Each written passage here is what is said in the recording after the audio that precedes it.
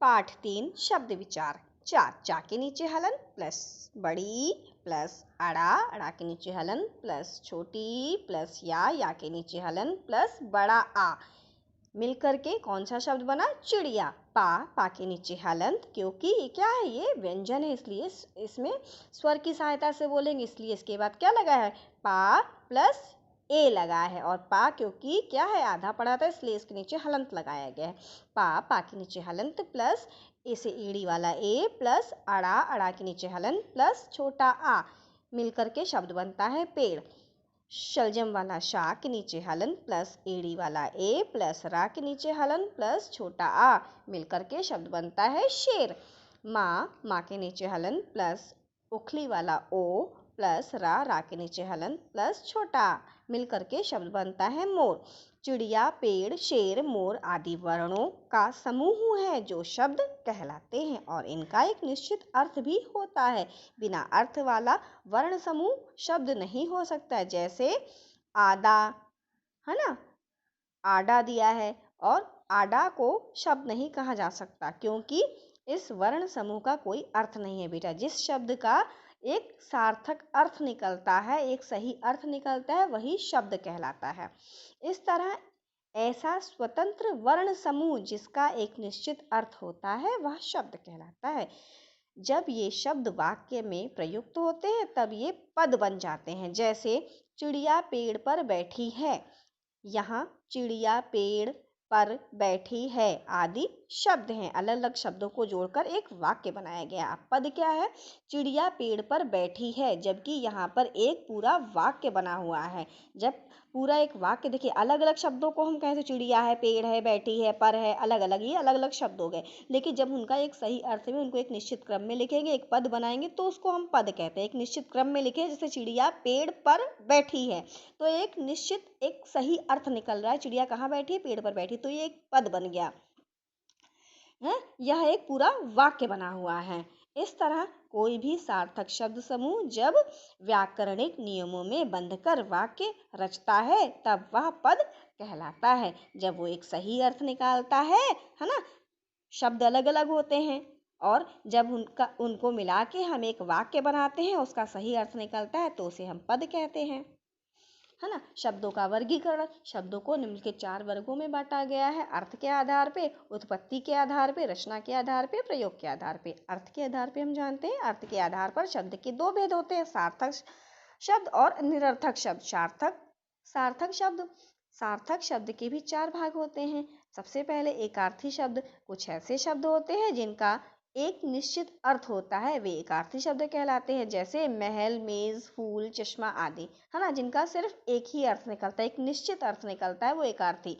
अब अनेकार्थी की बात करते हैं। अनेकार्थी शब्द, कुछ शब्द ऐसे होते हैं जिनके एक से अधिक अर्थ निकलते हैं, वे अनेकार्थी शब्द कहलाते हैं। जैसे अर्थ है, अर्थ के ही कई अर्थ होते हैं। अर्थ का अर्थ होता है धन भी होता है, हेतु भी होता है और अभिप्राय भी होता है। कनक का अर्थ सोना भी होता है और धतूरा भी होता है। मतलब एक शब्द के कई अर्थ होते हैं, जहाँ पे वो अनेकार्थी शब्द होता है। जैसे धन को जोड़, रुपया, पैसा भी कहते हैं।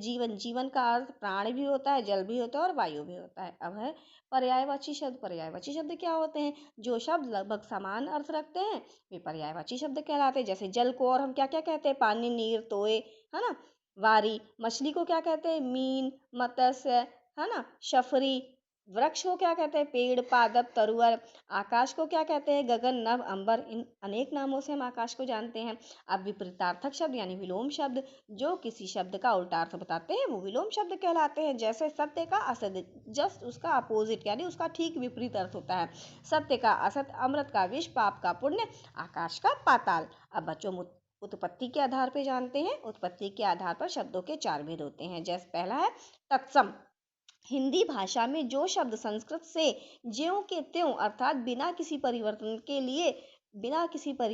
के लिखे जाते हैं उन्हें तत्सम शब्द कहते हैं। जैसे आम्र, सूर्य, स्वप्न, श्रृंगार आदि। जैसे संस्कृत में जिन शब्दों का जैसे प्रयोग होता है बिल्कुल वैसा ही प्रयोग उसे हिंदी में भी उस शब्द का किया जाता है, तो वो तत्सम शब्द कहलाते हैं। अब तद्भव की बात करते हैं। संस्कृत के वे शब्द जिन्हें हिंदी की प्रकृति के अनुसार ढाल कर यानी बदल उसके हिंदी के अनुरूप बदल दिया जाता है तो उन्हें तद्भव शब्द कहते हैं। तद्भव शब्द यानी वो होते हैं जो संस्कृत में अलग लिखे जाते हैं और हिंदी में उनका अलग लिखा जाता है। उन्हें हिंदी में हम क्या कहते हैं, हिंदी में उसका अनुवाद कर लेते हैं या हिंदी में उसको समझ लेते हैं कि आम को हिंदी आम्र को जो संस्कृत है, संस्कृत में आम को आम्र कहते हैं लेकिन हिंदी में उसे आम कहते हैं। ठीक है, तो हम उसे क्या कहते हैं, बदल लेते हैं, उसके अनुरूप हिंदी के अनुरूप हम बदल लेते हैं तो वो तद्भव कहलाता है। जैसे कुछ शब्द आपके दिए गए हैं, अग्नि का आग, अम्बा, अगर तत्सम में अम्बा है तो तद्भव अम्मा होगा। अग्र आगे, अष्ट आठ, उल्लूक उल्लू, कपाट किवाड़, ओष्ठ ओंठ ओंठ, है ना। इसी तरीके से तत्सम में अश्रु है तो हिंदी में क्या होगा, तद्भव क्या होगा, आंसू होगा। उष्ट्र का क्या हो जाएगा, ऊंट होगा। कर्म का काम होगा। और तत्सम अगर इक्षु है तो तद्भव में ईख होगा। अक्षी का आंख होगा। कक्षप का कछुआ होगा। कुपुत्र का कपूत हो जाएगा।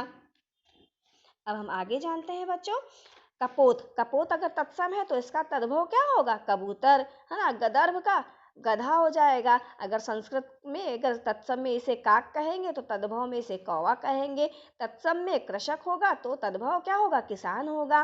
तत्सम धूम्र होगा तो तद्भव इसका क्या होगा, धुआं होगा। तत्सम में कूप होगा तो तद्भव क्या होगा, कुआं होगा। तत्सम में कोकिला होगा तो तद्भव में क्या होगा, कोयल होगा। तत्सम में ग्राम होगा तो तद्भव में क्या होगा, गांव होगा। और तत्सम में घट होगा तो तद्भव में क्या होगा, घड़ा हो जाएगा। तत्सम में दुग्ध होगा तो तद्भव में क्या हो जाएगा, दूध हो जाएगा।